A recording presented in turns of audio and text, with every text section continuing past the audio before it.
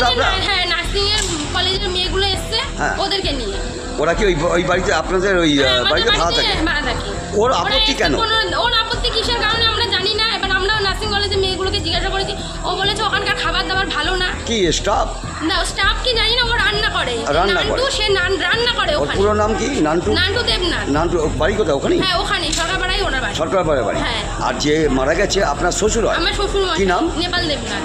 সরকারপাড়াতেই বাড়ি? হ্যাঁ, সরকারপাড়ায় বাড়ি ওনার। তার মানে মাথায় বাঁশ দিয়ে মেরে ফেললো একবারে, মেরে ঘটনাস্থলে মারা গেল? হ্যাঁ, ঘটনাস্থলে মারা গেছে।